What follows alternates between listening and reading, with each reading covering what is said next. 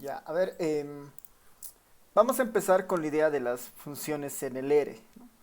Las funciones en el R finalmente estas están destinadas, ¿no? Destinadas a crear nuevos comandos. Ese es el objetivo de una función, ¿no? Una función en el R tiene el objetivo de crear nuevos comandos. Esa es un poco la intención de esto. ¿Cuál es la idea detrás de una función? Ustedes recordarán de sus clases de matemática, en cálculo, ¿no? Entonces todo el tiempo se ven funciones, ¿no? ¿Cuál es la idea de una función? Que eh, nosotros a una función cualquiera f, digamos, ¿no? Le metemos algo, una x, ¿no? Esta es una función univariante donde entra solo un valor y que devuelve o procesa un resultado y ese resultado le podíamos llamar y, por ejemplo, ¿no? Podíamos llamarlo y. Entonces este era un ejemplo, ¿no? Sea, ¿no? La función f de x igual a x al cuadrado, por decir, ¿no? ¿Qué es lo que hace esta función? Cualquier x que entre dentro de la función se le aplica el cuadrado y eso lo devuelve en una nueva variable que se llama y, ¿no? Esa es un poco la idea de una función cualquiera. Entonces existe de alguna manera, puedo poner acá, digamos, una otra función, una g de x1, x2, ¿no? Una función puede recibir muchos más argumentos o muchas más entradas, ¿no? En este caso puede recibir dos variables y puede votar tal vez solo una, por ejemplo, ¿no? Una función en la que entran dos valores, estos dos valores los sumo, por decir x1 más x2, esto los divido entre 2 y esa es finalmente la salida y, digamos, ¿no? Entran dos valores y sale uno. Ese es el ejemplo de otra función. Ese es el concepto que igual está en el R finalmente, ¿no? En el R vamos a definir una función cualquiera, ¿no? Le vamos a dar un nombre. En este caso las funciones se llamaba la función f, la función g, ¿no? Entonces vamos a darle un nombre a una función. Esa función va a permitir introducir argumentos, ¿no? Va a tener variables de entrada. Puede tener una variable o puede tener muchas variables de entrada. Y va a generar una salida, ¿no? Y va a generar una salida. Bueno, de igual manera se pueden generar funciones para que no solamente exista una salida, ¿no? Sino pueda existir más de una salida, ¿no? Más de un procesamiento. Entonces, cualquier función tiene esa estructura. Tiene un nombre, ¿no? Tiene argumentos de entrada y finalmente tiene una salida. Tiene una salida. Esa es la misma lógica con la que el R trabaja para crear funciones. Exactamente la misma función, ¿no? La misma lógica. Yo tengo que darle inicialmente un nombre. Yo puedo llamarle así. Voy a llamarle a mi primera función f de x, por decir. Voy a llamarle f de x a una función. Acá ya le estoy asignando el nombre a algo. En este caso mi función se va a llamar f de x. El comando que permite crear funciones en el R se llama function, ¿no? Así de funciones, tal cual. Y la estructura normal de una función en el R tiene más o menos esta característica, ¿no? A ver, voy a planteárselas ahí. Aquí hay una función en X y una manera tradicional de definir una función en el R es esta. El comando function habilita la función, ¿no? Es el comando que nos va a permitir crear una nueva función. Esa nueva función se va a llamar f de x. El nombre es genérico, podemos poner cualquier nombre que nosotros queramos. Dentro de los paréntesis del comando function deberían entrar los argumentos que yo considere necesarios, ¿no? En este caso entra un solo argumento, entra una variable x, por decir, entra algo, digamos. Puedo decirle, quiero que entre un x, quiero que entre un x1, quiero que entre una n, quiero que entre una s, quiero que entre una p, digamos. Yo puedo darles muchos argumentos. En el caso más simple, le doy simplemente un argumento. Entonces, todo lo que pase dentro de la función, ¿no? Todo lo que la función hace en realidad, todo el procesamiento que hace a partir de recibir al valor de x, se lo contiene entre estas llaves, ¿no? Se la contiene entre estas llaves. Se lo contiene entre estas llaves. El siguiente paso es, dentro de la función, describir justamente el procesamiento. El procesamiento, en un caso muy sencillo, debería ser que esta x hace algún procedimiento interno, ese procedimiento se lo guarda en una variable y, se lo guarda en alguna variable y, digamos, ¿no? Entonces, siguiendo, por ejemplo, este ejemplo, ¿no? De que cualquier x que ingrese, yo lo voy a elevar al cuadrado, ¿no? Yo puedo ponerlo esto de esta manera. Cualquier x que entre, la voy a elevar al cuadrado, eso lo voy a guardar en una nueva variable que se llame y.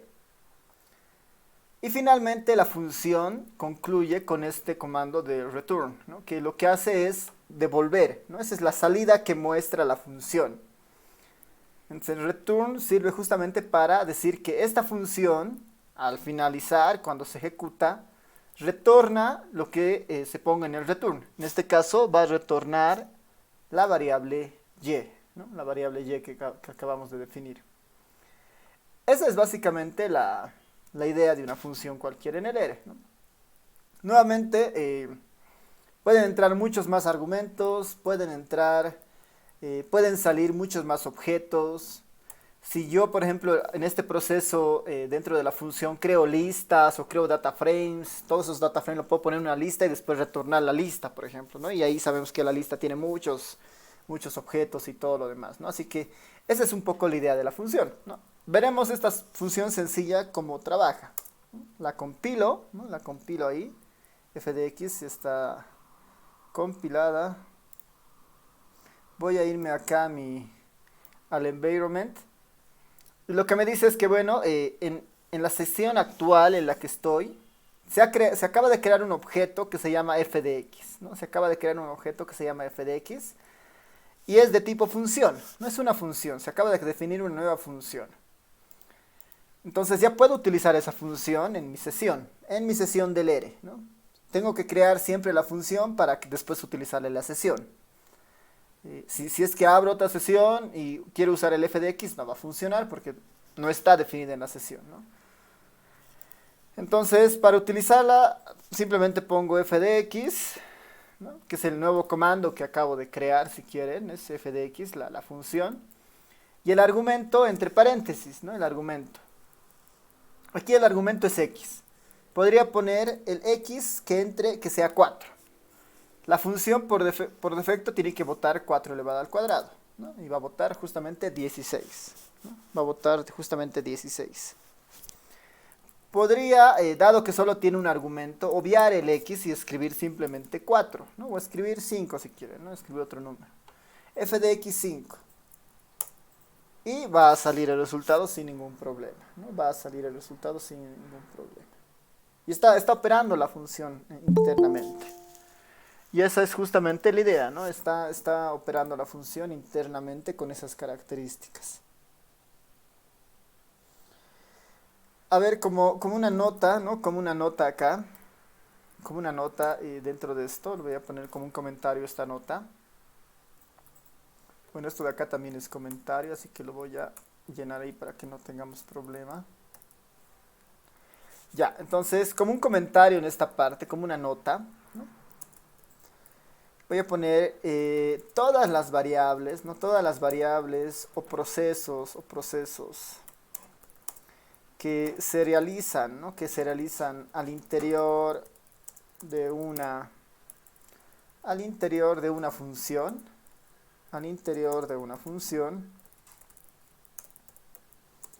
son temporales. Todas las variables o procesos que se realizan al interior de una función son temporales. ¿Qué significa esto? Si se dan cuenta, en mi función, ¿no? En la función que acabo de crear acá, yo defino una y, ¿no? Estoy definiendo una nueva variable y dentro de la función. Cuando yo ejecuto la función y cuando hago coser este f de x, cuando hago coser cualquiera de las funciones, el primero o el segundo, lo único que devuelve es lo que yo he puesto en el return. Todo lo que ha pasado internamente es temporal, se pierde una vez que la función se ejecuta. Por eso esta y, ¿no? que es la salida, no aparece dentro de no aparece como un objeto creado dentro de la sesión, ¿no? No está presente. Y esa es justamente la idea de una función. Todo los procedimientos que se haga aquí de manera, digamos, interna de la función, desaparece, ¿no? Desaparece. Yo acá, por ejemplo, podría, para entender eso mejor, yo puedo crear una y que sea igual a 60, por decir, ¿no? Hay una variable y que es igual a 60, un escalar sencillo. Yo después de eso puedo, aquí después de haber creado ese objeto y, puedo crear, hacer la cosa de la función para un valor cualquiera, digamos 40, ¿no? F de x de 40. Al compilar el f de x de 40, solamente está trabajando la función, ¿no? F de x de 40 es 1600. Al valor y que estaba definido, no lo está afectando esta nueva asignación dentro de la función, ¿no? Porque es un proceso interno, es un proceso temporal, digamos, es un proceso propio de la función dentro del R, ¿no? Así que ahí hay que tener cuidado, digamos, ¿no? De que uno puede pensar que al crear esta y dentro de la función, esta y ya se está creando en su sesión, pero no es cierto, ¿no? Acá la y que hemos puesto mantiene el valor que habíamos definido inicialmente de 60. Debería haberse vuelto 1600 si pensáramos que no es temporal. Pero como es temporal, esa y no se afecta de ninguna forma, ¿no? No se afecta de ninguna forma. Eso principalmente en esta idea de las funciones, ¿no? En esta idea de las funciones. Ahora, el R es bien flexible en algunas cosas, ¿no? En este caso en las funciones trabaja muy bien porque, por ejemplo, ¿qué tal si yo en el f de x pongo un vector? Pongo un vector del 1 al 10. Esto de acá, esta operación que hace dentro de la función, también funciona para vectores. Si recuerdan, si pongo un vector y lo elevo al cuadrado, cada posición dentro del vector lo va a elevar al cuadrado. Y eso lo guarda en y. Y finalmente es un vector y va a retornar un vector. Entonces, si en la función entra un vector, va a seguir trabajando la función sin ningún problema.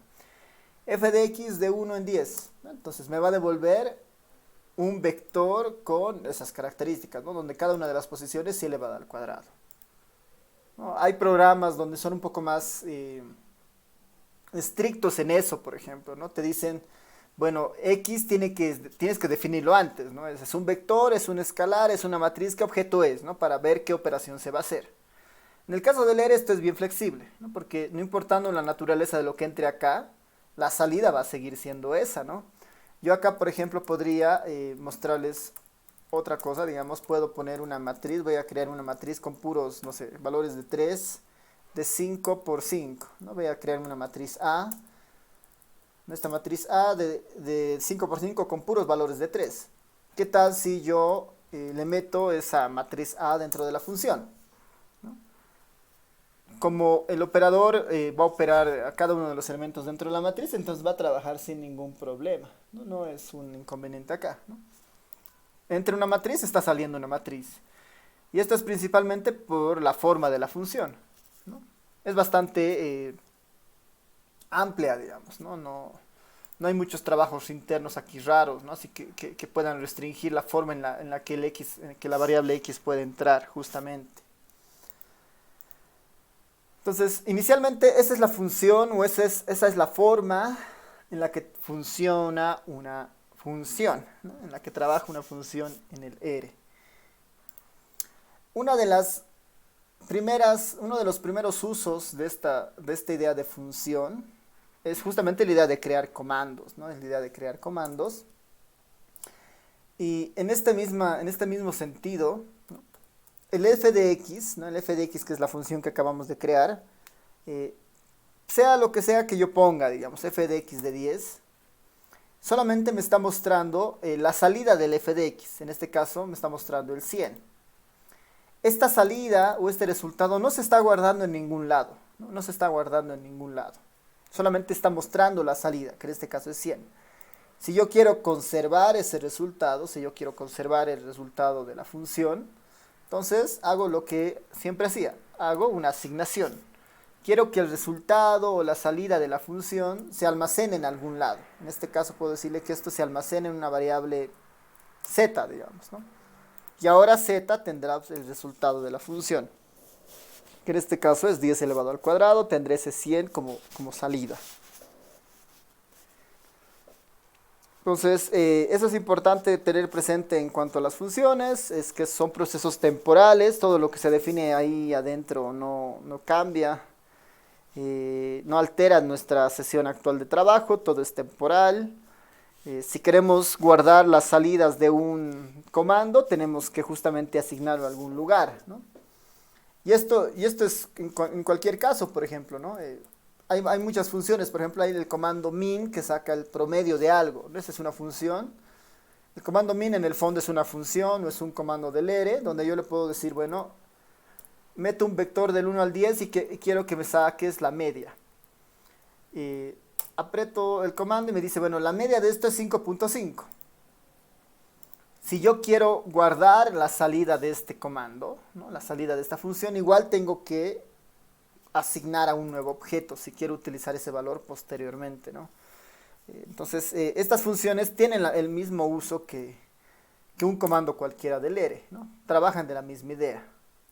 Entonces, si yo creo una función y quiero guardar su salida, entonces la puedo guardar ahí, ¿no? En algún objeto. Tal como cualquier función del ere, ¿no? Puedo hacer el comando suma del 1 al 10, la suma es 55, eso lo quiero almacenar en un nuevo objeto, z2, ¿no? Entonces, ahora en z tengo el 100, en z1 tengo la media y en z2 tengo el 55, ¿no? Que es la suma de los números del 1 al 10. Entonces, esa es un poco la idea de estos comandos, ¿no? Esta es la idea de estos comandos, o de esta función. Cuando creamos funciones de este estilo, ¿no? Cuando creamos funciones de este estilo, que en el fondo tiene una entrada, si quieren, univariante, entra una sola variable, y tiene una salida también univariante, igual sale una sola variable. Cuando tenemos funciones de este estilo, ¿no? De este estilo, existe la posibilidad de utilizar algunos comandos de manera conjunta con la función, ¿no? Existe algunas formas para eso. Entonces, por ejemplo, ¿no? Por ejemplo, si yo puedo construir esta función que es estrictamente una función parabólica, ¿no? Yo puedo tratar de graficar esa función, ¿no? Puedo graficar esa función. Y eso puedo utilizar el comando curve y le pongo la función que está definida de esa forma, digamos, que está definida como una función de entrada univariante y de salida univariante. Y lo que va a hacer el ere es dibujarme la función, ¿no? Lo que va a hacer el ere es dibujarme la función. Ahora, ahí tal vez tiene sus complicaciones el gráfico del ere, porque siempre saca en esta escala, de 0 a 1, de 0 a 1. Entonces, ahí nosotros tenemos que tratar un poco de jugar con la escala y poner algunos argumentos al comando curve. El comando curve le puedo decir, bueno, ¿qué tal si ahora tú eres el eje de los x, digamos, el límite de los xlim, por eso es xlim, es un vector que inicializa en menos 10 o en menos 5 y se va hasta el 5. Entonces voy a definir así, por ejemplo, la escala del eje de las x. Lo mismo para el eje de las y. El eje de las y es el y', ¿no? El límite de las y, que inicia en menos 5 y se vaya hasta el 5. Esta es la notación de un vector cualquiera. Le damos un vector del mínimo y el máximo del eje. Con esto corregimos y se ve un poco mejor la curva, digamos, ¿no? Se ve un poco mejor la curva. Entonces, cuando definimos funciones univariantes, tenemos esa alternativa de un poco graficarlas de alguna forma, ¿no? Podemos graficarlas para mirar sus propiedades, para ver qué tal, ¿no? Entonces, acá, por ejemplo, podemos tener otra función, una g de x, ¿no? Una función nueva, que sea una g de x, que reciba un valor En esta variable y, digamos, en esta variable y, lo que puedo ponerle, por ejemplo, es, puedo ponerle la función exponencial de menos x al cuadrado, por ejemplo, ¿no? La función de exponencial de menos x al cuadrado, y siempre tengo que retornar algo, ¿no? Return el valor de y. Return el valor de y. Esta es otra función univariante, ¿no? Entra x y sale y. Es completamente una función así medio relacionada a la, no sé, a la parte gráfica. La podemos tratar de vincular para tratar de dibujarla, por ejemplo, ¿no? Podría hacer lo mismo con esta función y decirle, bueno, quiero que dibujes, quiero que hagas una curva de esta nueva función que le he llamado g de x en los mismos límites, ¿no? Xlim y ylim. Tal vez está muy grande, tal vez tengo que reducir un poco los límites. El x que vaya de 3 a 3 y el y que vaya de 0 a 2, digamos, para apreciar mejor la curva. Y ahí tenemos una vista. Le voy a poner 1.5 al eje de las y's, ¿no? Entonces ahí, por ejemplo, ya tenemos una herramienta para hacer gráficos relativamente rápido con el ere, ¿no? Definimos la función, creamos la función con el comando function y después hacemos el plot con el comando curve, ¿no? Hacemos el plot con el comando curve.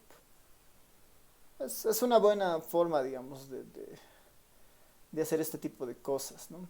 De resolver este tipo de problemas. Hay varias alternativas al momento de hacer esto, ¿no? Al momento de definir una función como una función univariante, ¿no? De entrada univariante y de salida univariante. Justamente una de esas es del curve. Otra que es muy útil a veces, ¿no? Es el comando integrate. El comando integrate es justamente eso, hace una integración. Yo le puedo decir, le voy a mandar la función g de x, ¿no? Quiero que integres esta función, ¿no? Quiero que integres esta función entre 0 y 2, ¿no? Entre el valor de 0 y el valor de 2. Hago correr el comando y me manda la integral entre 0 y 2. La integral entre 0 y 2 de esta función había sido de 0,88.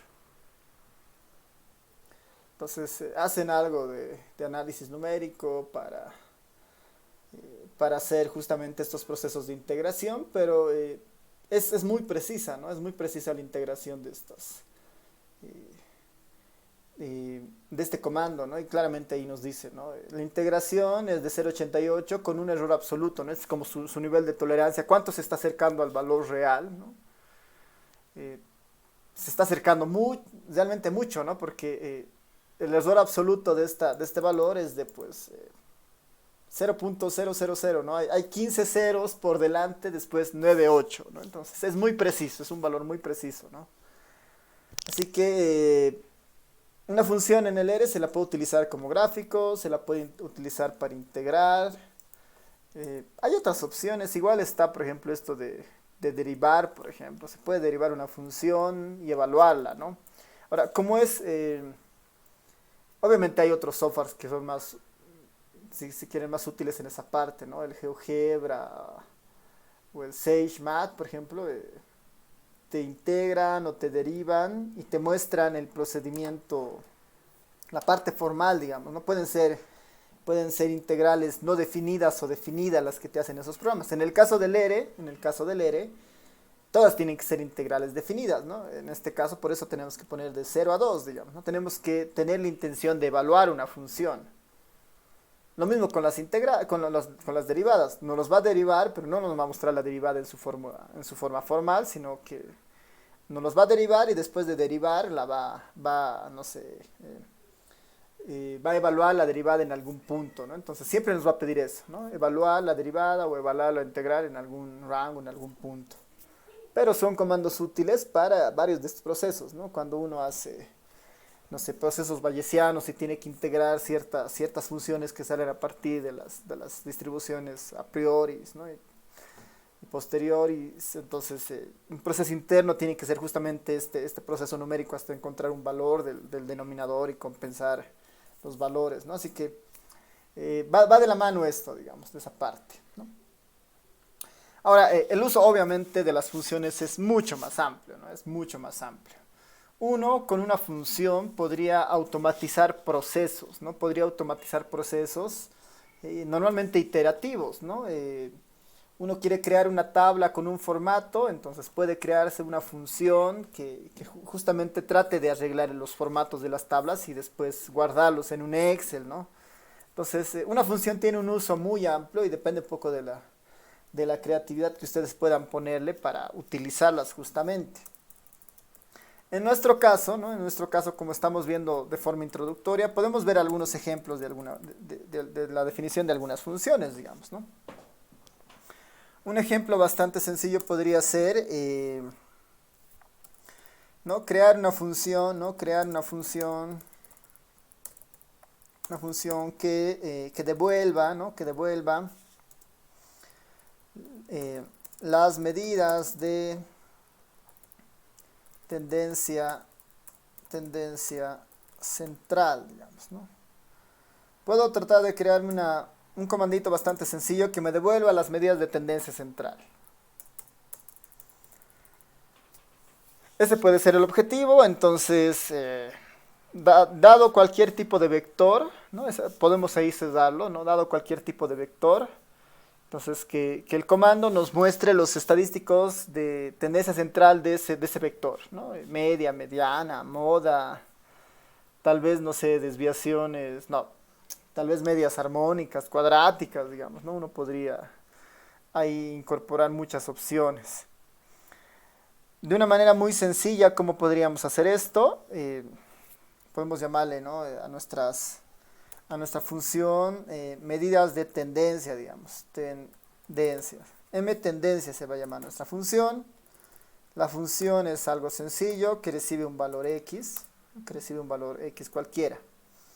Podemos aquí tratar de pensar en la media, podemos pensar en la mediana y podemos pensar en la moda, ¿no? Como medidas iniciales para calcular, ¿no? El ánimo no es ahora discutir un poco de las fórmulas y todo lo más, sino es calcular y guardar, digamos, ¿no? Para la media podemos nosotros construir la media o podríamos utilizar el comando que utilice el ere para la media, digamos, es indistinto. Si utilizamos simplemente el comando que utiliza el ere, ¿cómo haríamos esto? El ere con el comando min ya obtiene la media, ¿no? Entonces, min de x ya me devolvería la media. Esto le puedo poner en m de x, digamos, ¿no? O en la media, digamos. Le puedo llamar una nueva variable, la media.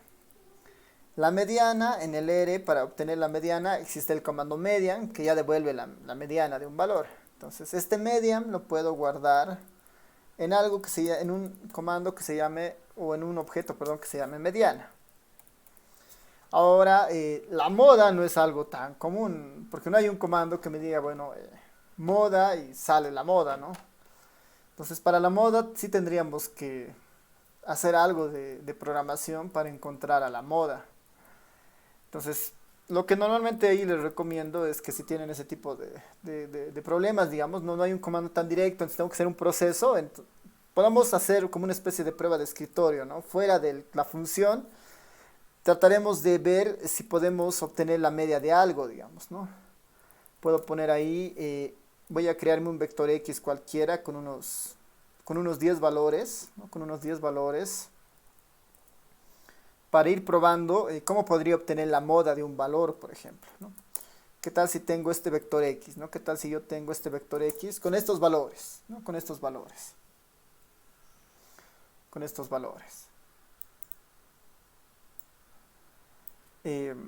¿Cómo puedo obtener la moda de este vector? Utilizando los comandos, ¿no? Utilizando los comandos. Uno podría decir, bueno, no sé, 2, 2, el 2 aparece 3 veces, el 3 aparece 3 veces, el 1 aparece el uno aparece 4 veces. Aquí, por ejemplo, la moda de este vector es 1, ¿no?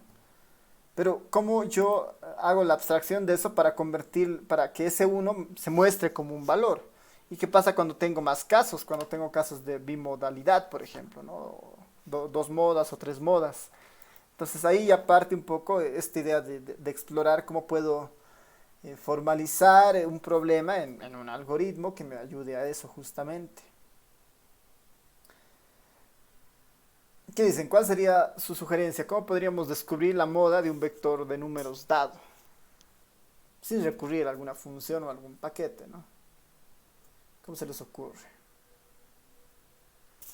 Y así introducimos nuevos comandos, ¿no? Lick, podríamos utilizar el comando básico de table que saca tablas. Y bueno, para este caso sería sencillo observarlo luego. Si fuese un vector grande, entonces podríamos hacer lo mismo, pero podríamos ordenar, ¿no? Ordenar los valores y quedarnos con el que tiene la mayor cantidad. Eso me imagino, Lick. Ya, súper. Entonces, su compañero lo que plantea es hacer dos procedimientos, ¿no? Hacer dos procedimientos. El primero es contar, digamos, ¿no? Tenemos que contar de alguna manera qué elementos existen y cuántas veces aparecen, ¿no? Ese es un proceso de conteo y eso lo hace el comando table, como su compañero dice. El comando table calcula una tabla de frecuencias. El comando table calcula una tabla de frecuencias. El vector X es este y su tabla de frecuencias lo obtenemos con el comando table. Ahí está, ¿no? El, Claramente con este comando puedo decir que la media, perdón, que la moda es 1, porque es la que se repite 4 veces, ¿no? Claramente con esto puedo decir eso. Visualmente, ¿no? Visualmente. Entonces, una vez dado el proceso de conteo, lo que su compañero dice, hay que ordenar de alguna manera para definir cuál es, pues, el valor finalmente eh, a conseguir, digamos, cuál es el valor de la moda. Tenemos que ordenar. En este caso, sí, digamos, casualmente está ordenada las frecuencias de la más grande a la más pequeña, ¿no? Casualmente está ordenada la más grande a la más pequeña. Pero eso no va a suceder siempre, ¿no? Tenemos que ordenar esto de alguna forma. Entonces, el comando table nos ayuda a contar, ¿no? Que es justamente ese resultado. El siguiente paso debería ser ordenar, ¿no? El siguiente paso debería ser ordenar. A ver,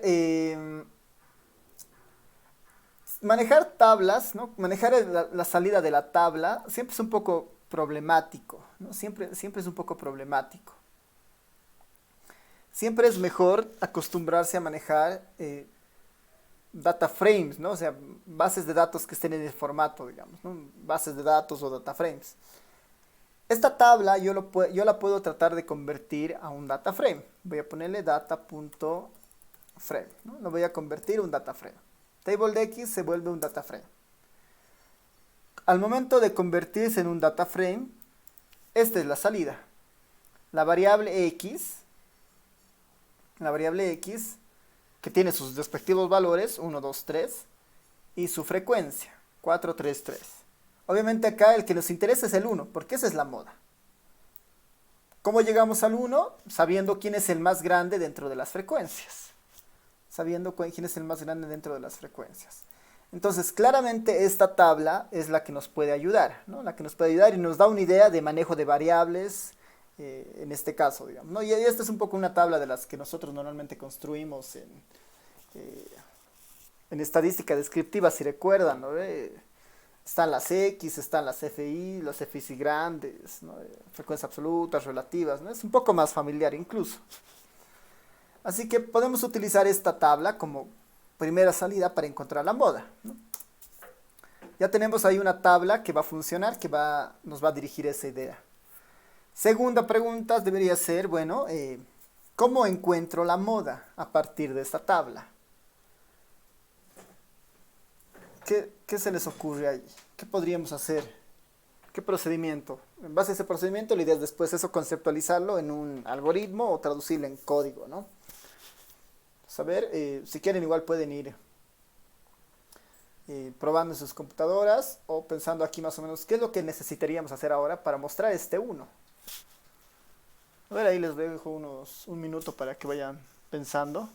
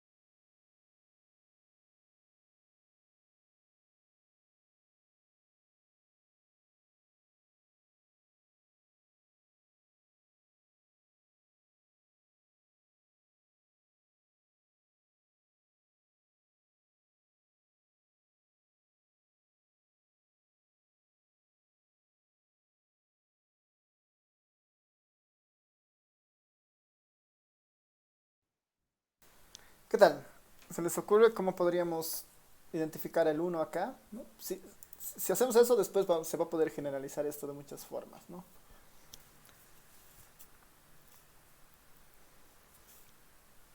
¿Qué podemos hacer?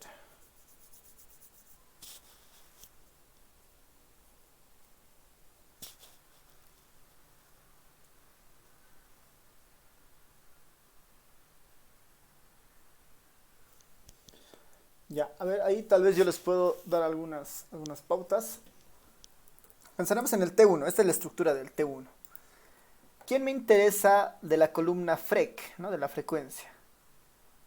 ¿Me interesa el 4? Sí, pero ¿quién es el 4? Es el más grande. Me interesa el máximo de esta columna. Me interesa el máximo de esa columna. Entonces voy a utilizar aquí la indexación y voy a decir, bueno, este es el FREC, ¿no? T1 FREC, aquí están las frecuencias. De esta columna me interesa el más grande. Entonces ahí hay un comando en el R que justamente es max, que me va a permitir discriminar al más grande dentro de estos números. El más grande dentro de estos números había sido el número 4, ¿no? El valor más grande dentro de este número había sido el 4. Que está bien, tiene sentido. Ahora el problema es que este 4 ya sabemos quién es. Entonces me interesa saber quién de las X tiene vinculado ese valor máximo. En este caso el 1. El 1 tiene vinculado ese valor máximo, que es 4. En un caso de bimodal o trimodal, posiblemente muchos otros valores tengan la misma frecuencia. Entonces, por eso me interesa hacer esa discriminación. Porque si hubiera, por ejemplo, si el máximo fuera 3, hay dos columnas con 3. Me interesan los dos. Me interesa tanto el 2 y el 3, por ejemplo. Si el máximo o si la moda fuera 3. Me interesa la fila 2 y me interesa la fila 3, ¿no? O me interesan esos dos valores. Entonces, por eso también es mejor tenerlo de esa forma, ¿no? Entonces, tal vez este máximo de esta frecuencia lo voy a guardar en alguna variable auxiliar. Le voy a poner esa variable auxiliar aux. Y la pregunta es, ¿qué puedo hacer ahora con ese auxiliar? Eh, y ahí puedo tratar de utilizar la indexación que habíamos visto de matrices o también de data frames, ¿no? Puedo decirle, bueno, quiero que trabajemos sobre la columna X, ¿no? Le voy a decir, esto puedo trabajarlo de dos formas, ¿no? Les voy a mostrar dos formas para hacer esto. T1 corchete X. Voy a trabajar sobre la columna X, ¿no? Voy a trabajar sobre la columna X, que es justamente la que tiene los valores. De esta columna X, quiero que me muestres, ¿no? Quiero que me muestres solamente las filas, ¿no? Quiero que me muestres solamente las filas donde la frecuencia sea exactamente igual al valor del auxiliar. Entonces acá le estoy diciendo, quiero que me muestre las filas que sean donde la frecuencia sea exactamente igual al auxiliar. Entonces me va a mostrar solamente la fila 1, porque solo en la fila 1 el valor del auxiliar, que es 4, coincide con justamente el valor, digamos, ¿no? de esta columna, que es el 4. Entonces quiero que me muestre solamente esta fila. De esta fila solamente quiero que me muestre la columna X, que es justamente esta X. Y ahí voy a tener una correspondencia con el valor del 1. Entonces, haciendo este proceso de indexación, solamente se está mostrando el valor del 1, ¿no? Se está mostrando el valor 1. Esto lo puedo escribir también de esta forma, ¿no? T1 de X. Este es el vector X. De este vector X quiero que solamente me muestres los valores donde se cumple esta condición. Donde se cumple esta condición, ¿no? Esta condición de acá, ¿qué establece? Todos los de la columna T1 que sean iguales al auxiliar. El primero cumple esa condición, los otros no. True, false, false, ¿no? Entonces, esta es la condición. Esa condición yo la puedo indexar ahí, o sea, poner ahí dentro de los corchetes para hacer la indexación. Y estos dos son equivalentes, ¿no? Este comando o este comando son equivalentes. Esos comandos son equivalentes. Y ambos me están mostrando el 1, ¿no? Ambos me están mostrando el 1. Es un proceso medio largo, pero pero es suficiente para encontrar la moda en cualquier caso, ¿no? Estas 3 líneas en realidad.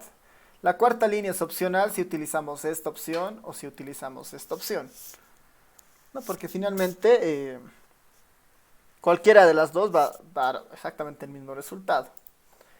Por ejemplo, voy a utilizar tal vez... voy a poner los dos resultados, solamente que uno lo voy a poner como comentario. Ahí están los 3. Este tercero lo voy a poner como comentario.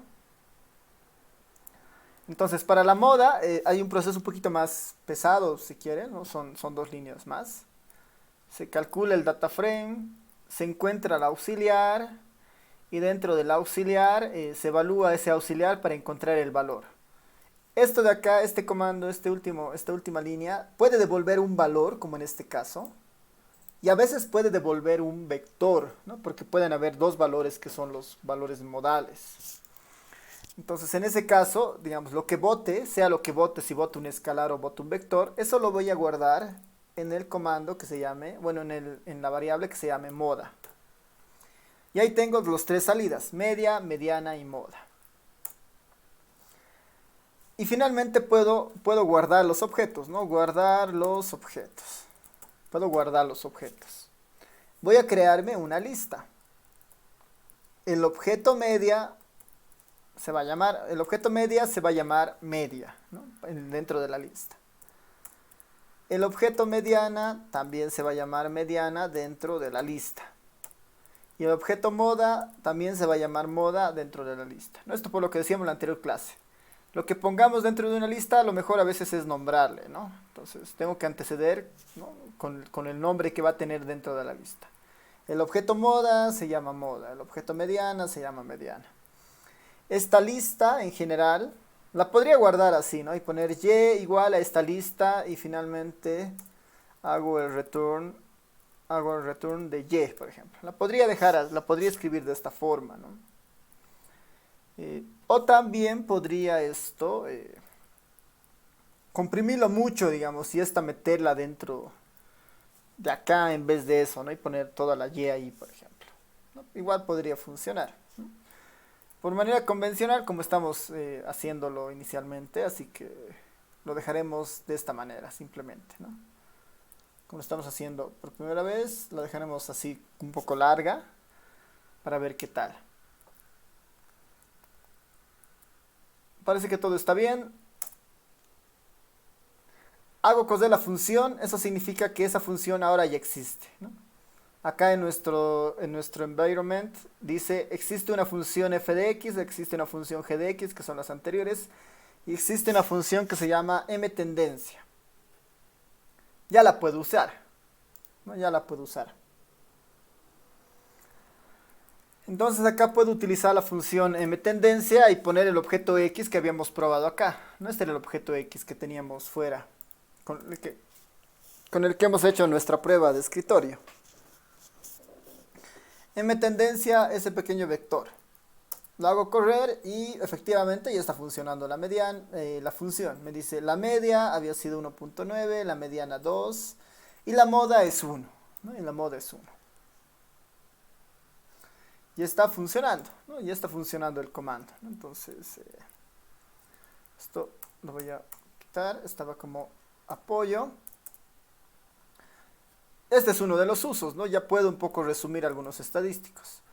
Obviamente en esta parte, el objetivo tal vez es ser lo más eficientes posibles, ¿no? Ser lo más eficientes posibles. Y en esa idea de eficiencia, yo podría reducir varias líneas y tratar todas de ponerlas de esta forma, por ejemplo, ¿no? Yo puedo, en vez de media, directamente acá le digo, bueno, calcula directamente la media de x y lo guardas en media. La mediana, directamente acá, calcula la mediana, el median de x. Bueno, y para la moda no hay mucho más que hacer, ¿no? La moda tiene que ser así. Pero incluso para la moda yo podría, en vez de crear un nuevo objeto temporal como este auxiliar, todo esto lo puedo cambiar en vez del auxiliar y poner acá, ¿no? Entonces puedo poner, bueno, lo único que necesita trabajo es la moda. Creo el data frame y después la moda es el resultado de todo este proceso, digamos. Aquí en vez del aux estoy poniendo lo que había puesto antes en el aux, ¿no? En el auxiliar. Es un poquito más corto, este le voy a llamar mTendencia2, otra función que es un poco más corta. Y tanto el mTendencia como el mTendencia2 tienen que devolver exactamente el mismo resultado. Tal vez una hace más pasos que no son tan necesarios. Y ahí justamente eso depende ya de la práctica que puedan tener, de un poco tratar de abstraer el problema y tratar de buscar una solución para convertirlo en un algoritmo que pueda traducir lo que ustedes querían y trabajar de esa forma, ¿no? Entonces podría tener un comando que me resuma todo lo que vemos en estadística descriptiva, dado una variable que calcule la media, mediana, moda, las armónicas, todas las medidas de dispersión, forma, asimetría, los percentiles, ¿no? Y hacer que todo eso me devuelva y tener un super comando de descripción, digamos, ¿no? Entonces ahí va a depender un poco del uso que ustedes le den a esta herramienta de las funciones, ¿no? A esta herramienta de las funciones. ¿Qué tal hasta esta parte? ¿Alguna duda, comentario, pregunta?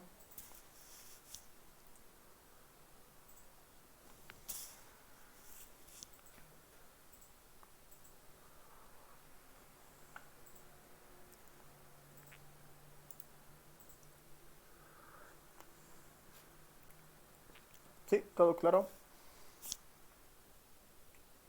Más o menos.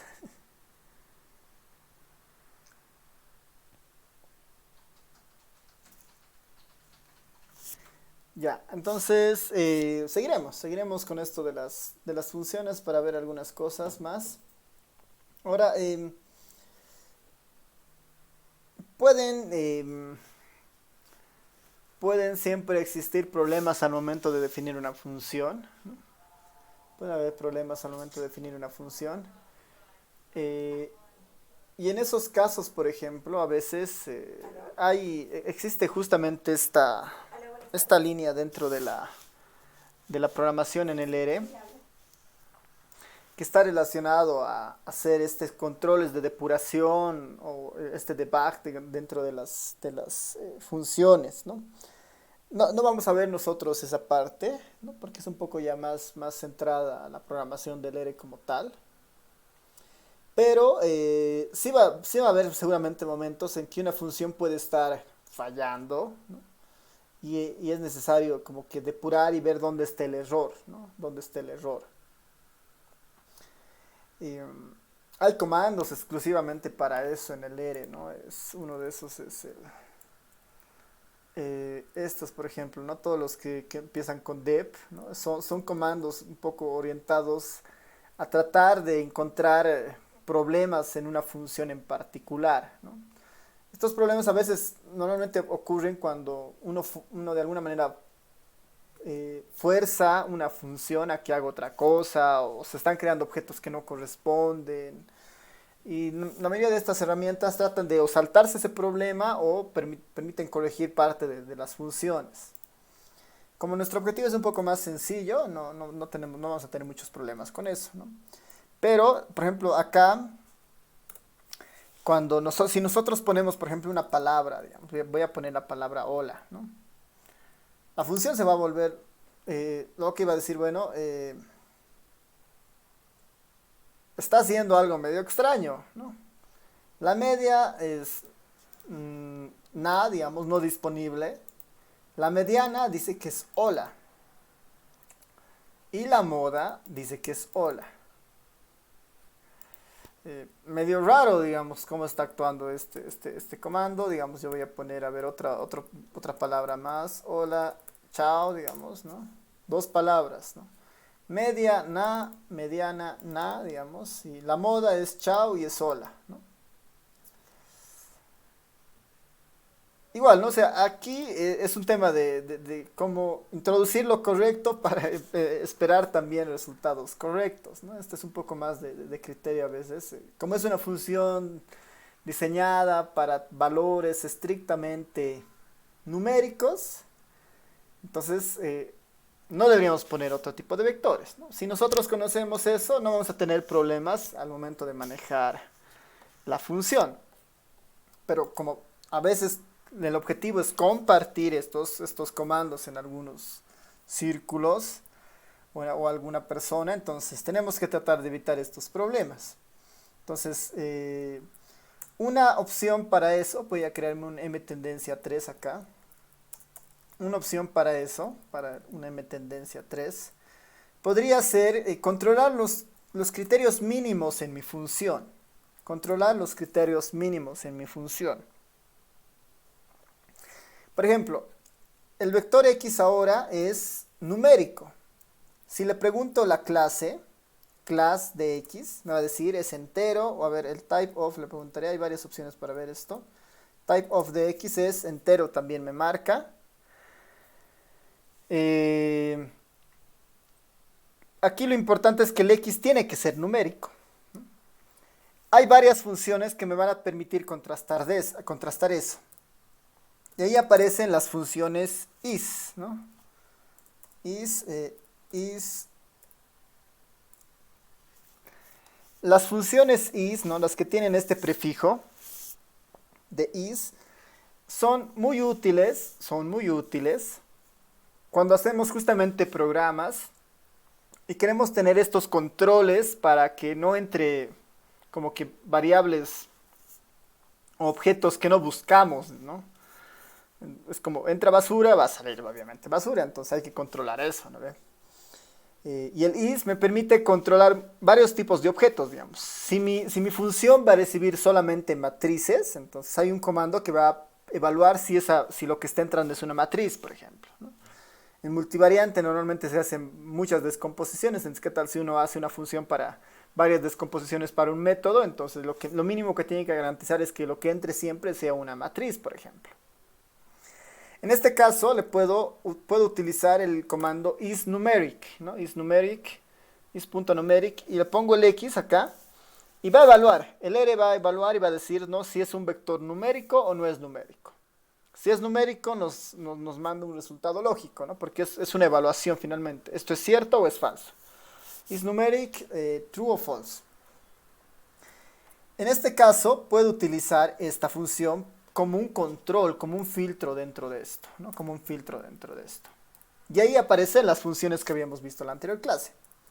Puedo poner un if acá Puedo poner un if acá y decirle, bueno, quiero que hagas todo esto siempre y cuando sea numérico. Sí, quiero que hagas esto siempre y cuando sea numérico.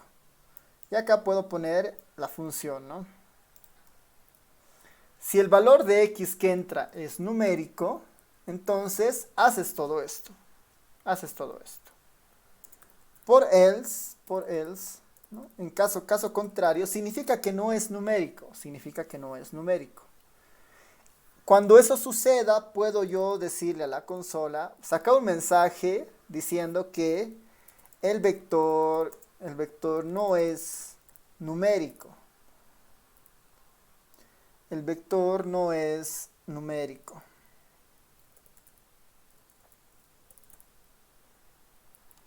El vector no es numérico.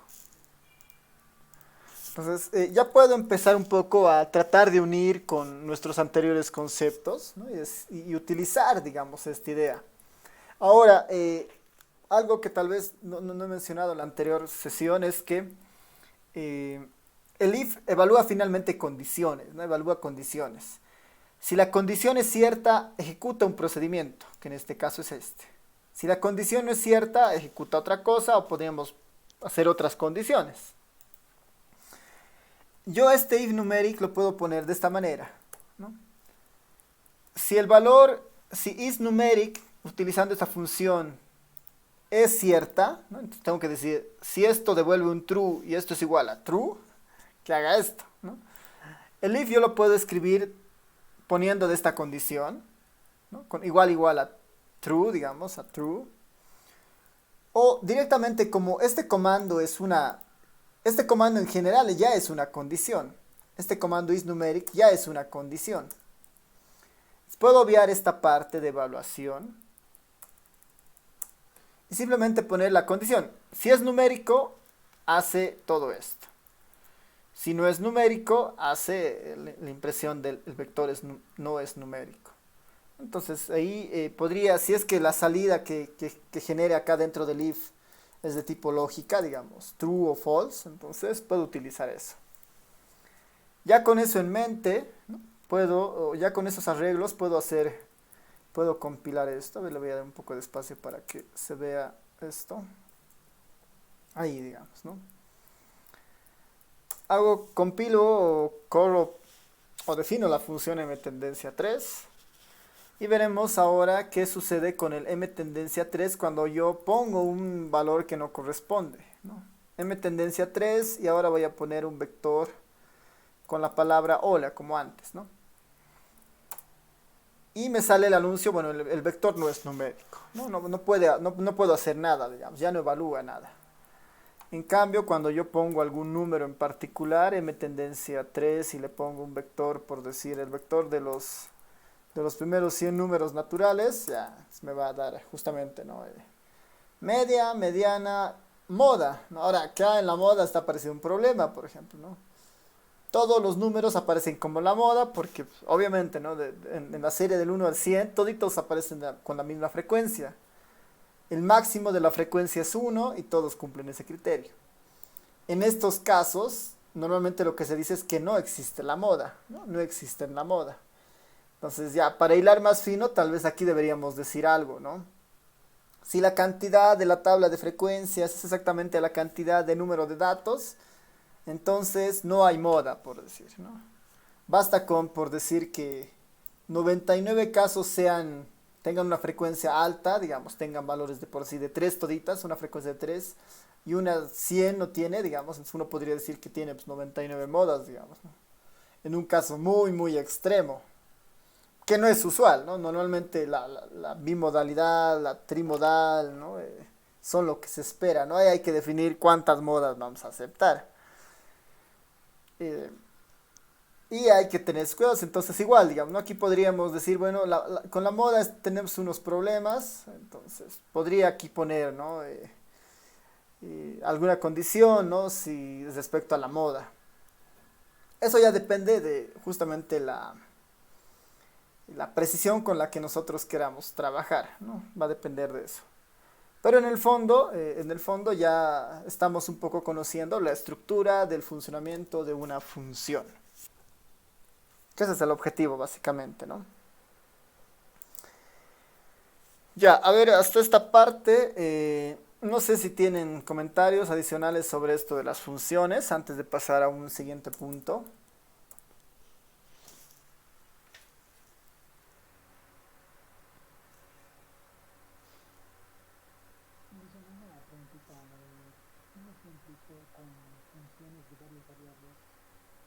Ya, perfecto. Entonces, Carlos nos está dando una pregunta con varias variables.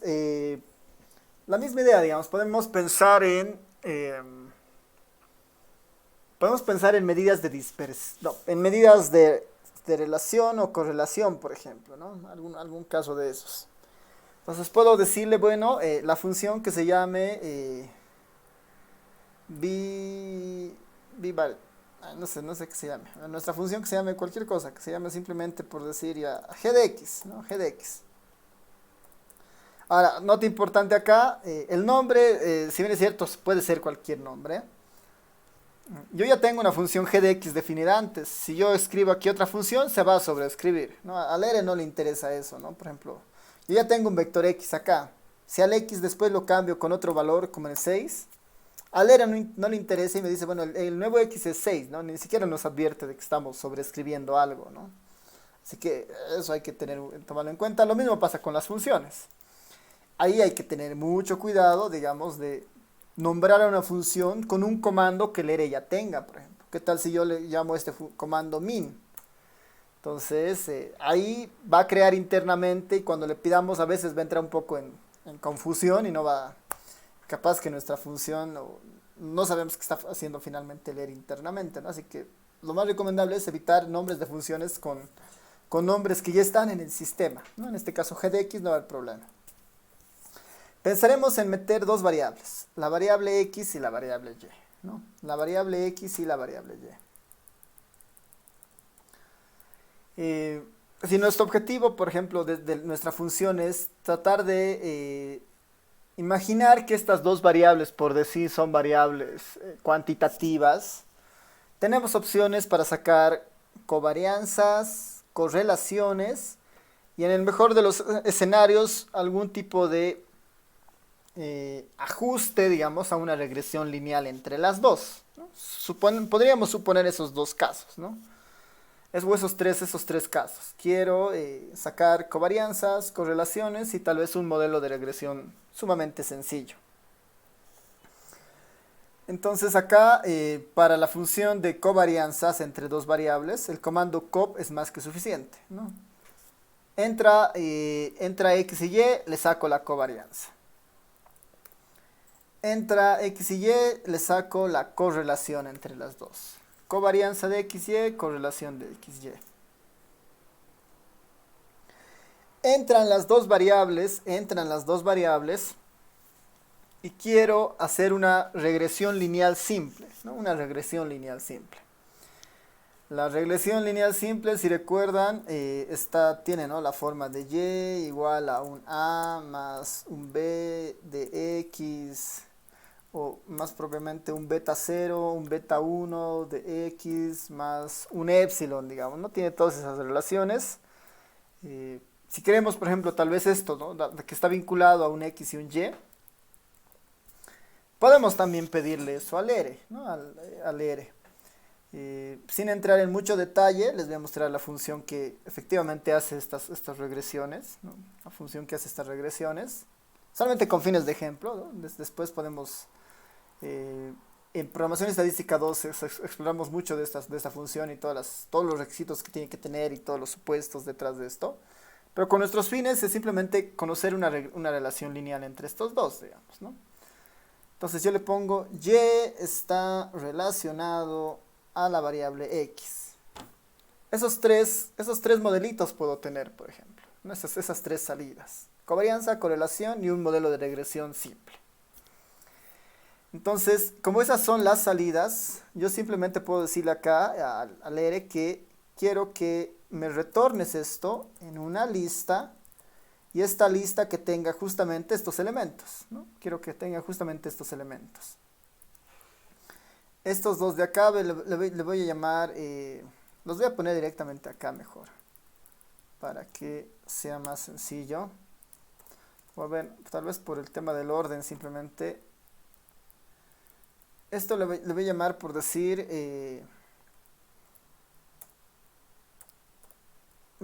para no chocar mucho con el comando del R, le voy a llamar cop1, este le voy a llamar core1 y este le voy a llamar modelo 1, digamos, ¿no? Nuestro primer modelito.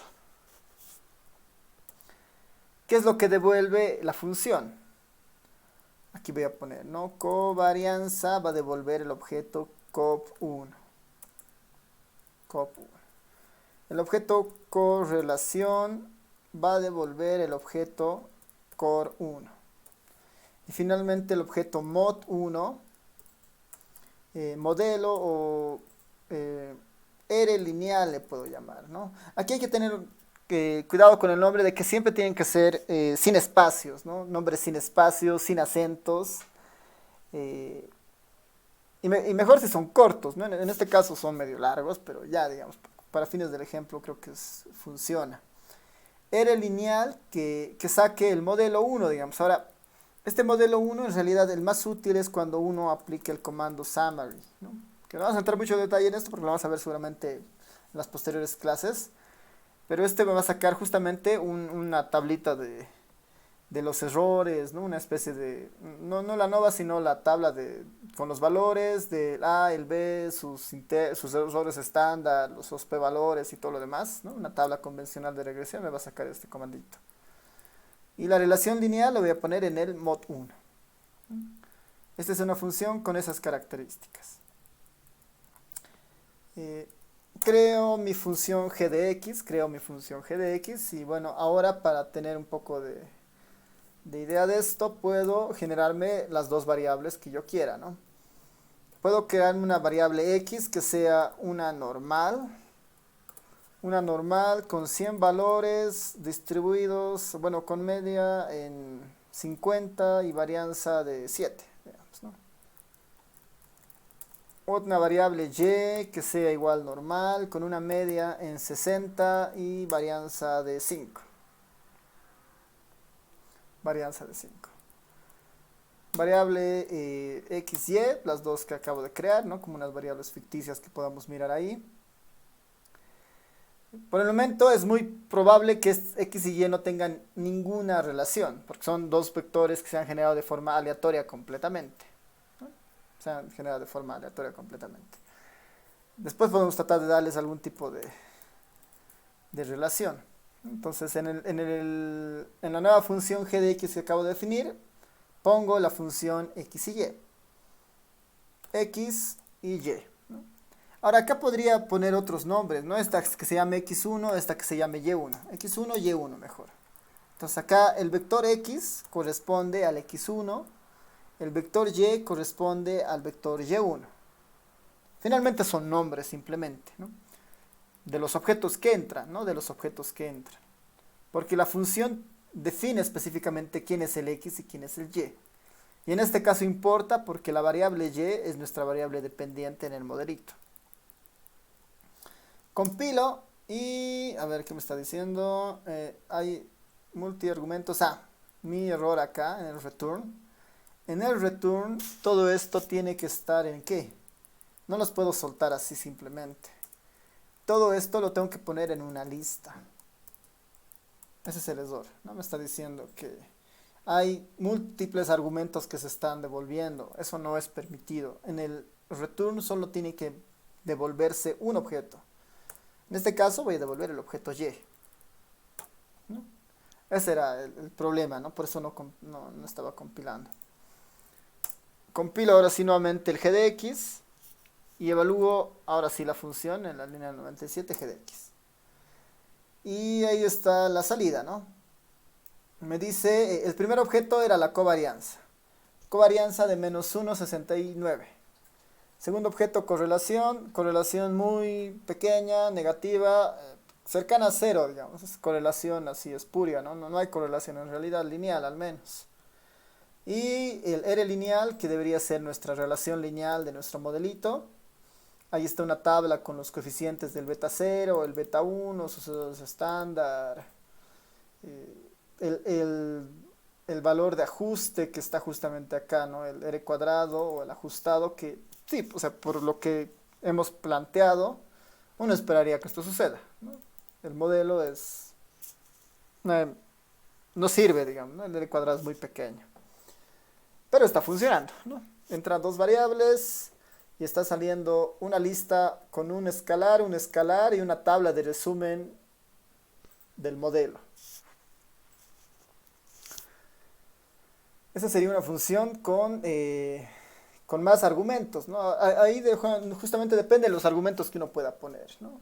Tal vez si uno está haciendo un gráfico que se repite mucho, X podrían ser los datos y Y el nombre del, que se va a dar a cada gráfico, por decir, ¿no? Entonces podría ir variando eso también.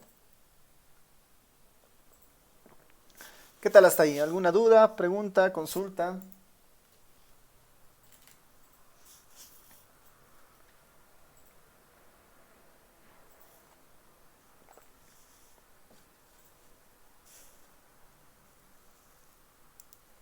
¿Sí? ¿Todo bien?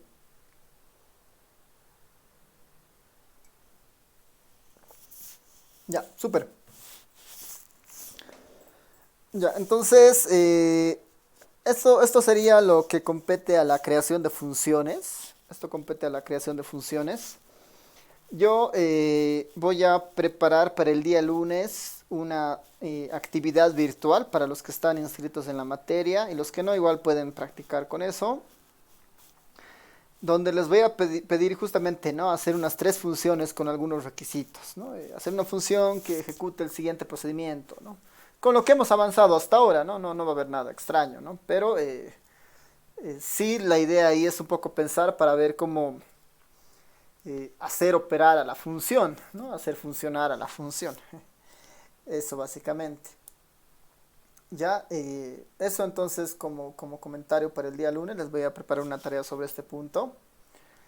Y sobre lo que vamos a ir viendo ahora, que es la importación de datos y la exploración, ¿no? Ya hemos, con esto, con esta parte de la función, hemos terminado un poco el repaso de los comandos o el lenguaje del R para los objetos, las estructuras, para la programación. Hemos visto, ¿no? Vectores, matrices, data frames, listas. Hemos visto los bucles, los while, los loops, los fors, el if, ¿no? Y ahora estamos viendo las funciones. A partir de ahora hacia adelante, vamos a entrar en ya el manejo de alguna base de datos, la exploración, la generación de gráficos a partir de esa base de datos.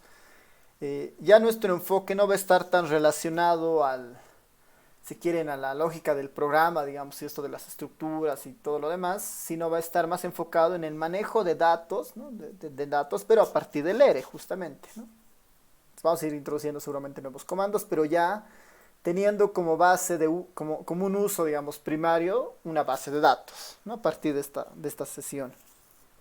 O a partir del siguiente punto, que es la importación de datos y la exploración.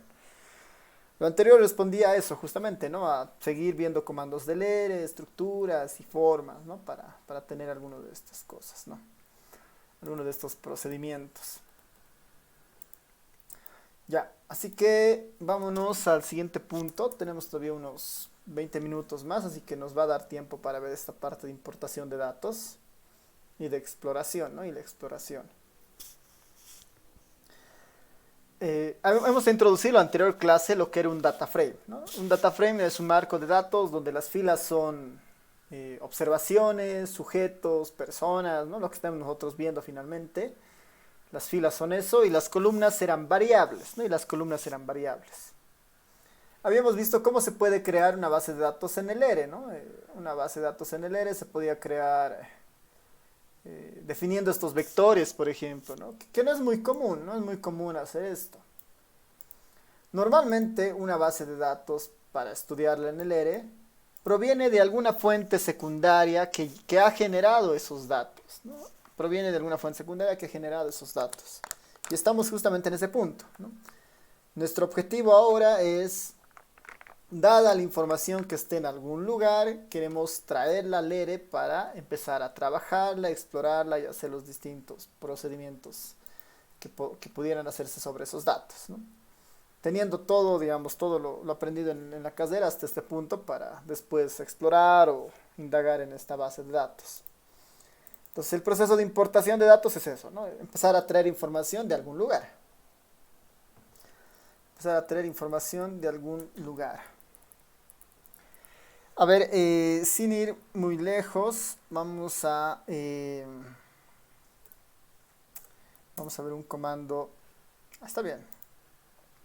Sin ir muy lejos, eh, voy a ponerles acá como una nota antes de entrar a esto.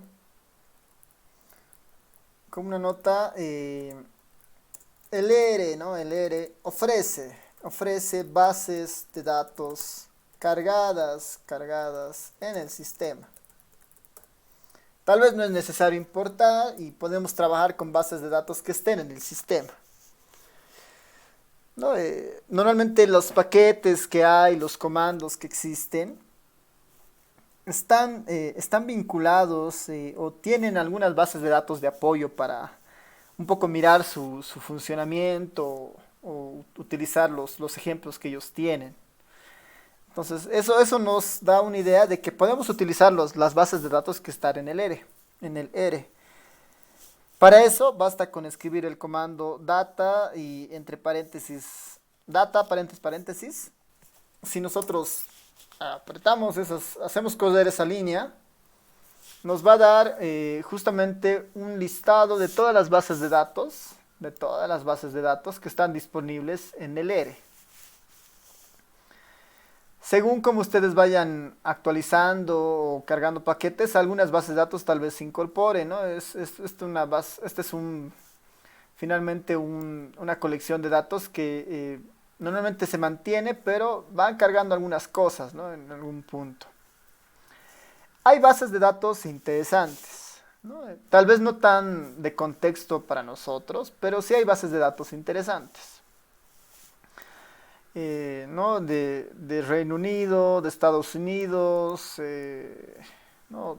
Índices de arresto por estado, por ejemplo, ¿no? Uno podría ahí tratar de entender esto que hay, cómo se puede estudiar, información relacionada a los pasajeros que han sobrevivido al Titanic, ¿no?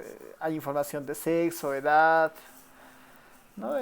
Interesantes ahí, ¿no? El efecto de la vitamina C sobre el crecimiento de los dientes en cerdos en Guinea, si no me equivoco, ¿no? Entonces, hay información que se puede utilizar, ¿no? Es un buen lugar para empezar, ¿no? Puede funcionar. Pero nuestro ánimo de la exploración de los datos es un poco tratar de empezar a mirar fuentes más locales, ¿no? Empezar a mirar fuentes más locales y que de alguna manera tengan algún problema que nosotros eventualmente podamos resolverlo a partir del uso de la estadística, ¿no? Porque la desventaja tal vez de estas bases de datos es que muchas de estas ya son como enlatados finalmente, ¿no? Son bases que no tienen muchos problemas, en realidad casi no tienen problemas. Por ejemplo, si quiero acceder a cualquiera de estas bases de datos, basta que ponga el nombre, ¿no? En este caso, por ejemplo, está la base de datos Iris. Pongo la base de datos Iris y ahí está la base de datos. La base de datos Iris es un data frame que tiene 5 columnas y son justamente estos 150 casos, ¿no? Entonces puedo poner acá Iris y pedirle el help de esta base de datos. Iris, help de Iris. Y ahí va a aparecer la información de la base de datos justamente, ¿no? Entonces nos dice que es la recolección de 50 flores, cada una de 3 especies. Hay dos bases de datos, esta Iris, esta Iris 3. Corresponde, a ver, vamos a ver si encontramos, ¿no? Parece que es de 1936. Habría que ver de qué año, a qué año corresponde la base de datos, ¿no? No está muy claro, pero existe la metadata, ¿no? Existe la información de lo que hay en cada una de estas bases. Entonces, si quieren ir, digamos, curioseando con esto, pueden ir, digamos, ahí viendo qué hay como información, ¿no? Entonces, Por ejemplo, long array, son datos económicos de alguna regresión, están datos del Producto Interno Bruto, datos de empleo, ¿no? Habría que ver qué tienen estas bases de datos. Nuevamente, no es tanto nuestro objetivo mirar estas bases de datos, pero es importante que sepan que hay esta opción, ¿ya? Entonces, eso como un comentario ahí. Nuestro objetivo ahora es hacer la importación de datos, ¿no? Importación de datos. La importación de datos tradicionalmente puede venir de muchas fuentes, no puede venir de muchas fuentes. Queremos tal vez exportar desde algo muy básico, que sería un fichero CSV, ¿no? Un fichero CSV, que son de los más sencillos que uno puede encontrar. Puede ser un fichero tipo Excel. Puede ser un fichero ya un poco más sofisticado como el SPSS. Un fichero relacionado a otro programa que igual es bastante distribuido, que es el Stata. Podemos pensar en estos programas o en estos ficheros que son muy convencionales. Tal vez acá el más estándar, genérico y medio más sencillo para cualquier software siempre es el CSV, ¿no? Siempre es el CSV. Esto porque cualquier base de Stata, en el programa Stata se lo puede guardar en CSV. Lo mismo con el SPSS, ¿no? Cualquier base de datos en SPSS después se la puede guardar en CSV. Y cualquier Excel se la puede también guardar en un CSV. El CSV siempre es como que la herramienta estándar, digamos, y poderosa para la importación. Pero también existen estas otras opciones, que son tal vez las más convencionales en nuestro medio.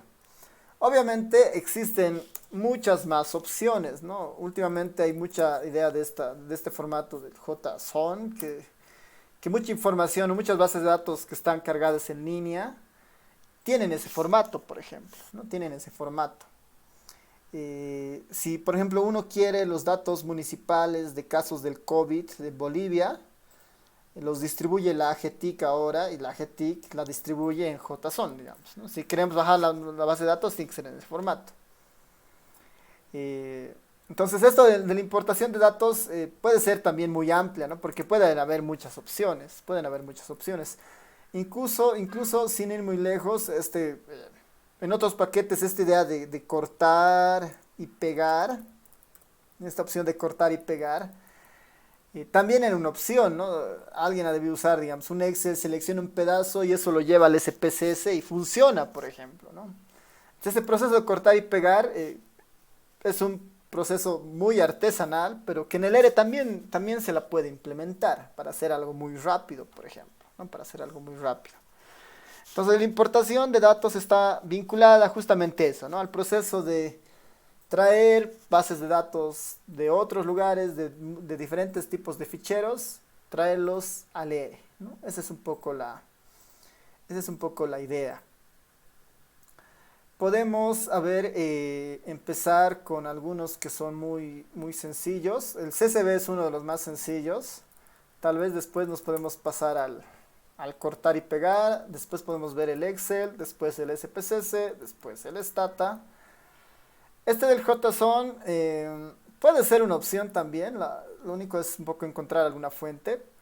Dependiendo de cómo estemos en tiempo, vamos a ver esta opción, ¿ya? Existen otras más, ¿no? El XML es otro formato bastante actual del que se genera mucha información en línea principalmente, entonces para bajarse esa información en línea. Tal vez este es más pertinente cuando veamos los procesos de web scraping, que es el tema 2 justamente de la materia, ¿no? Pero si nos da tiempo ahora, ¿no? Entre hoy y la siguiente clase vamos a trabajar con estos dos. Pero si no, al menos con estos 5 de acá que son bastante estándares, ¿ya? Entonces, empezaremos con este formato del CSV, ¿no? Con este primer caso del CSV. Entonces, para esto yo les voy a compartir al canal, al grupo de Telegram en este momento, una base de datos que está en CSV. Es un poco liviana y vamos a aprender sobre esa base de datos, un poco cómo trabajarla y después guardarla en un formato que sea justamente usado en el ERE. Ya, así que denme un momento y les paso la basecita que está en CSV. A ver, lo tengo listo por acá. Mientras, no sé si tienen alguien alguna duda, pregunta, tal vez consulta, antes de que, hasta que encuentre mi basecita.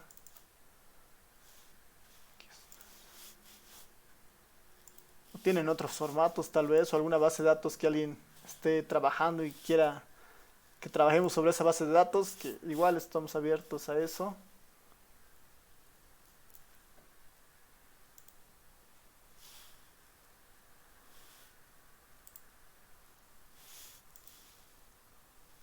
No, nadie.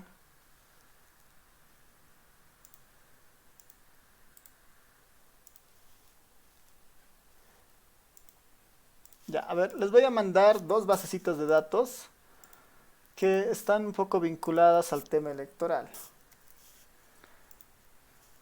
En el fondo son registros administrativos, ¿no? En el fondo son registros administrativos. Ya, les he mandado al canal de Telegram esas dos bases de datos. No sé si... Oh, bueno, está cargando.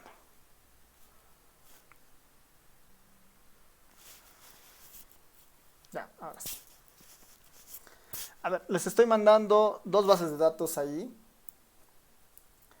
Una en CSV y la otra en XLSX, ¿no? Una en CSV y la otra en XLSX, ¿no? En el Excel. Son dos bases de datos bastante útiles.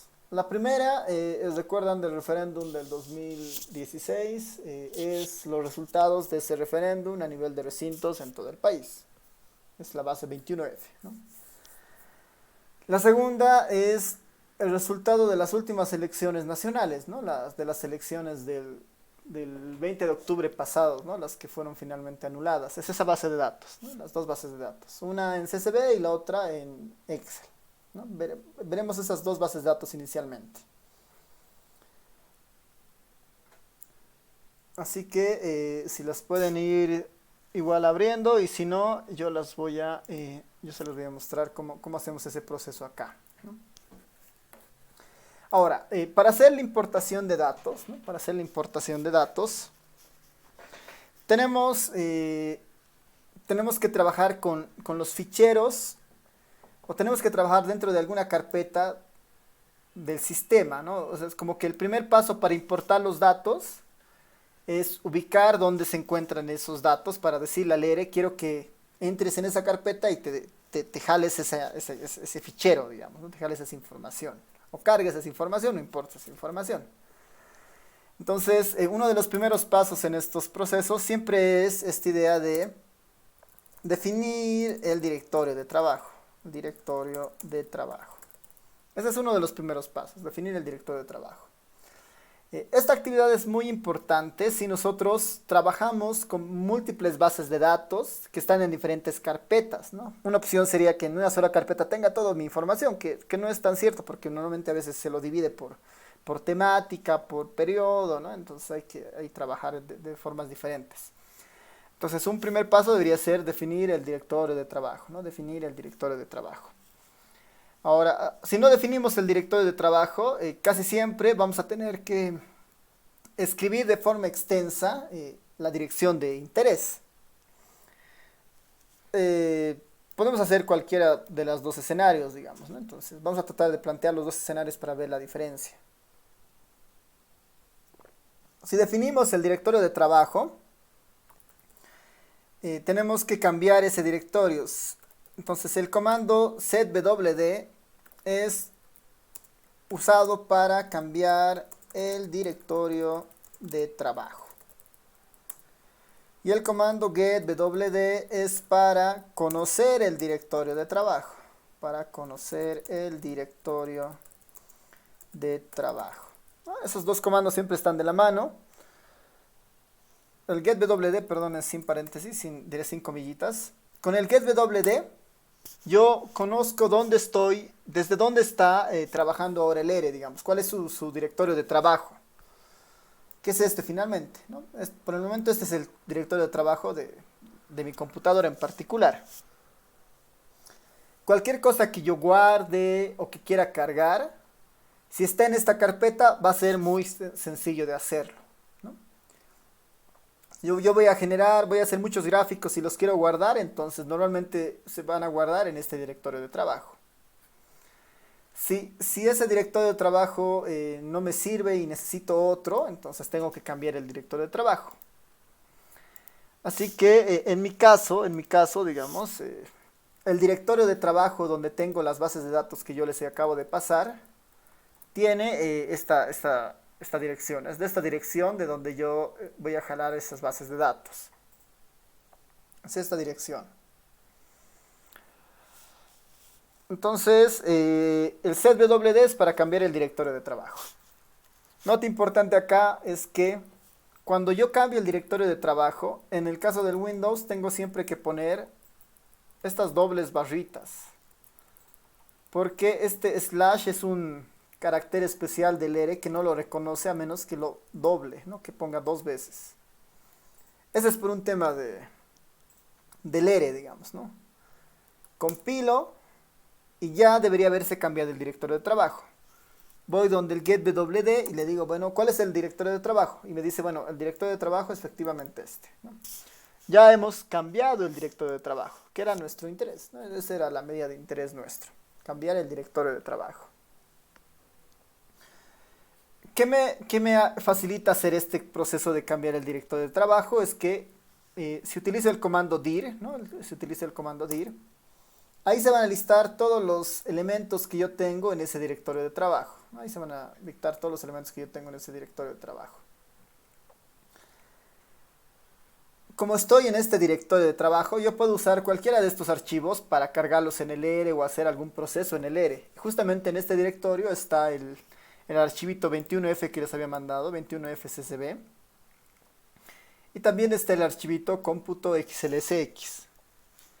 Entonces yo puedo ya directamente trabajar con este directorio de trabajo. Si no quieren hacer este procedimiento de cambiar el directorio así, copiar y pegar y buscar esos directorios, pueden hacerlo desde la consola del RStudio, ¿no? En esta ventana, en Files, ¿no? En Files, uno puede navegar sobre lo que tiene la computadora, ¿no? Yo voy a irme, digamos, al Home, me voy a entrar, digamos, a alguna de estas carpetas, por decir, a esta carpeta Data, a esta carpeta EH, y dentro de esta carpeta EH yo puedo decirle después al ERE, bueno, quiero definir esta carpeta como, perdón, quiero definir esta carpeta como mi carpeta de directorio de trabajo, ¿no? Quiero definir como mi directorio de trabajo esta carpeta que acabo de encontrar. Se lo puede hacer también desde acá, ¿no? Yo puedo decirle, bueno, quiero que definas esta carpeta como directorio de trabajo.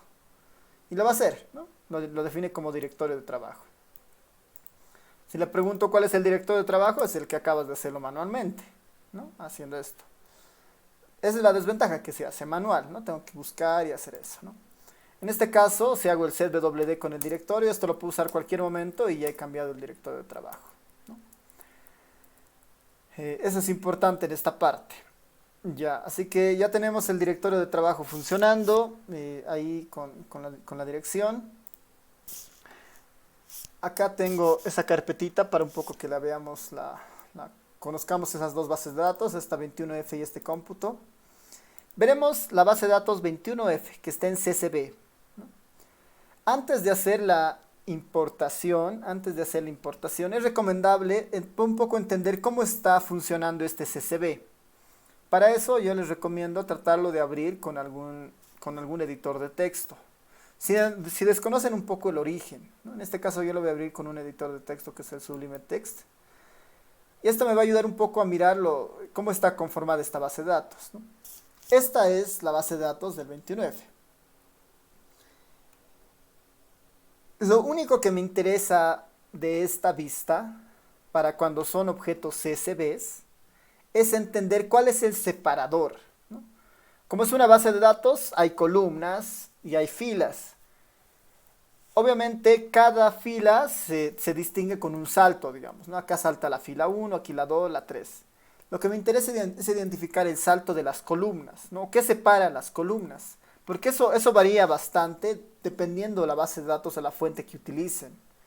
En este caso, si uno ve la base de datos, el separador que están utilizando en esta base de datos es esta barrita, ¿no? Esta barra vertical.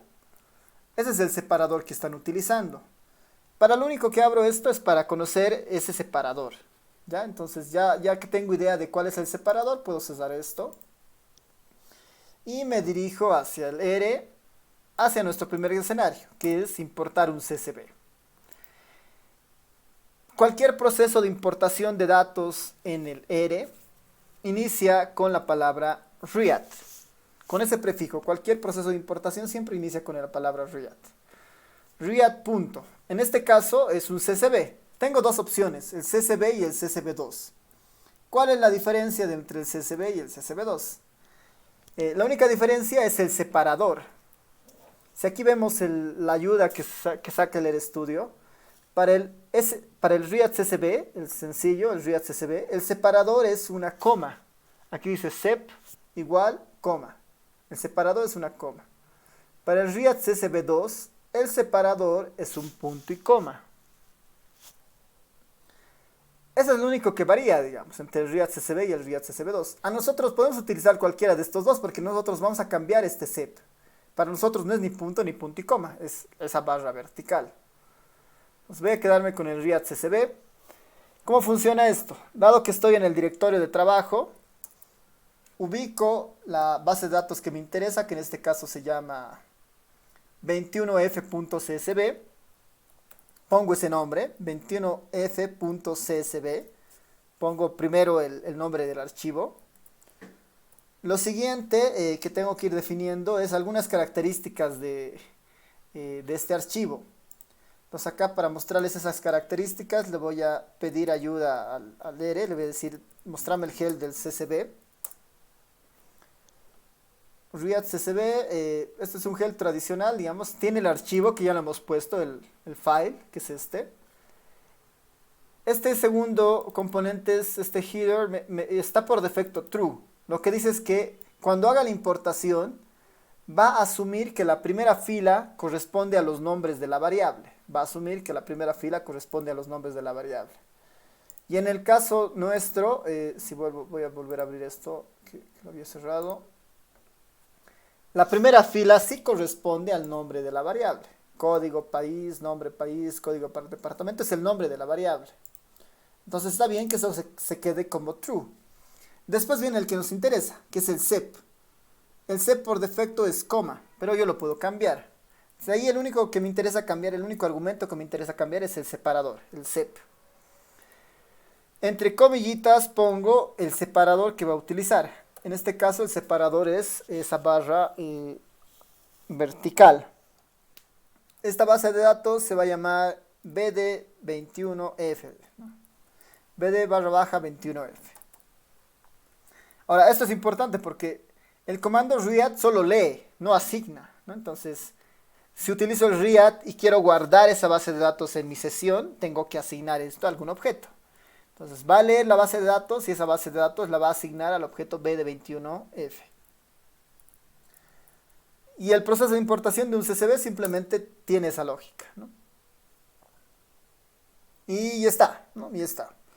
Nos está saliendo un mensaje de advertencia que seguramente está un poco relacionado a alguno de los acentos, pero que no es algo dramático, digamos, ¿no? No es nada grave. Es un mensaje de advertencia, ¿no? Capaz que hay un texto muy grande, habría que ver, tal vez hay comillas dentro de los textos, comillas dentro de un texto es un problema porque las comillas son un carácter especial del ERE, por ejemplo.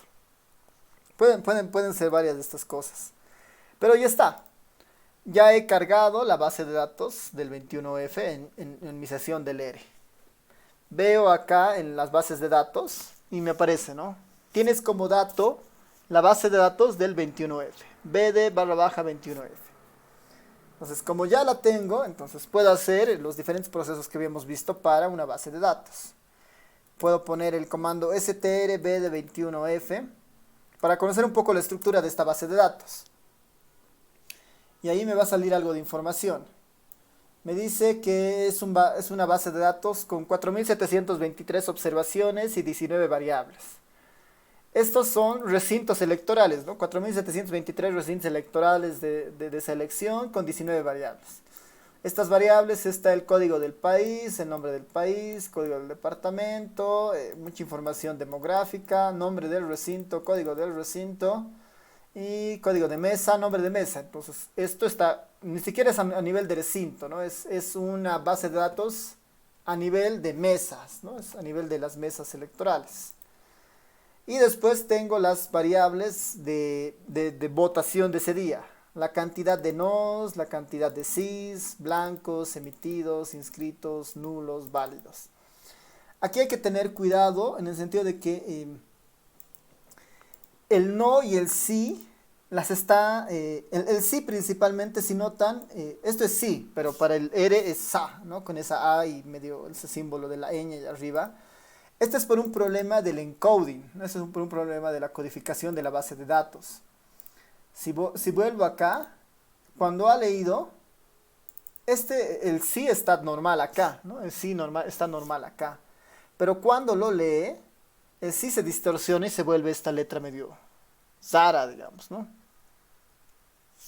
Se vuelve medio una letra medio rara. Esto normalmente pasa cuando hay acentos en los nombres de las variables y a veces puede ser un problema, ¿no? Y en general va a pasar si tengo acentos en la base de datos, ¿no? Por ejemplo, seguramente acá, mira, Tomás Frías, que es una de las provincias, aparece como Tomá 21S y Frías como Free 215As, ¿no? Entonces, hay problemas cuando está haciendo el proceso de importación porque el encoding está teniendo problemas, digamos. El encoding es más o menos esta codificación de números que tiene su computadora por defecto versus la codificación con la que esté un archivo. Entonces, como no son compatibles, trata de un poco ajustarse en eso y este es el resultado, que obviamente no es el deseado, ¿no? Entonces, nuestro siguiente problema debería ser, bueno, ¿cómo trato con estos problemas, digamos? ¿Cómo arreglo esto dentro del ERE? Así que ahí la respuesta es muy sencilla en algunos casos. Casi todos los RIADs, siempre tienen la opción de trabajar con el encoding. Voy a poner ahí está, ¿no? File encoding.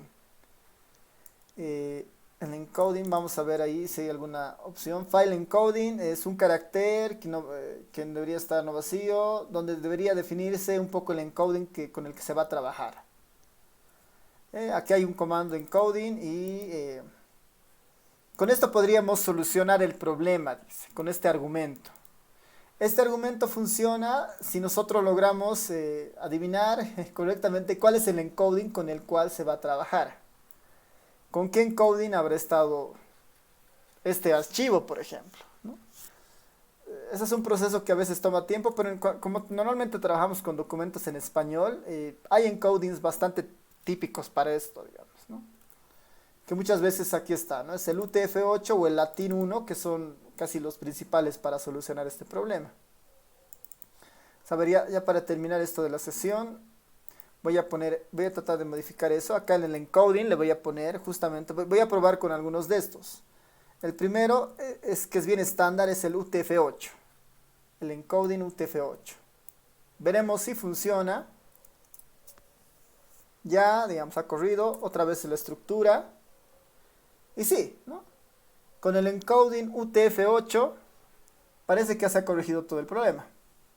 Veremos Tomás Frías ya lo reconoce bien. Tomás Frías, Andrés Ibáñez. El caso del sí ya está ahí, digamos. SI, ¿no? El sí ya está con su acento. Que está bien, digamos, ¿no? Para más adelante vamos a ver que no es conveniente tener un nombre con acento. Porque el ERE entra en conflicto. Entonces hay que cambiar normalmente el nombre de este sí con un sí tal vez sin acento. Y mejor si está en minúsculas para tener un poco mejor no sé,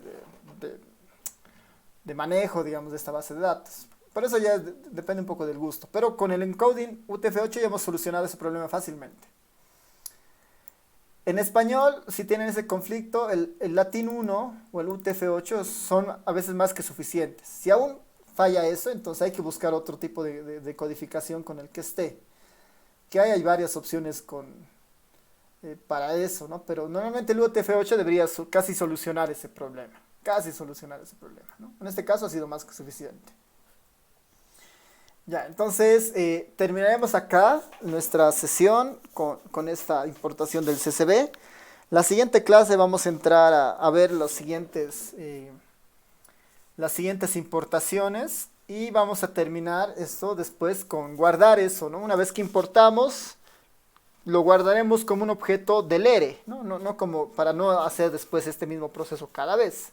Si no, lo podemos guardar con un objeto ERE para trabajarlo posteriormente. ¿Ya? A ver, Lucero comentaba que si les puedo volver a pasar las bases de datos.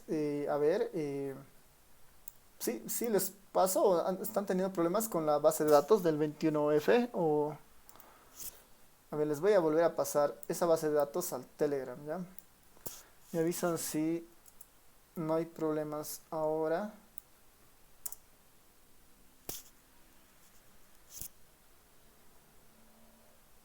Y ya está cargando. Y ya va a subir. Ya, súper. No sé si existe alguien que tenga dudas, consultas, preguntas. ¿Se entiende?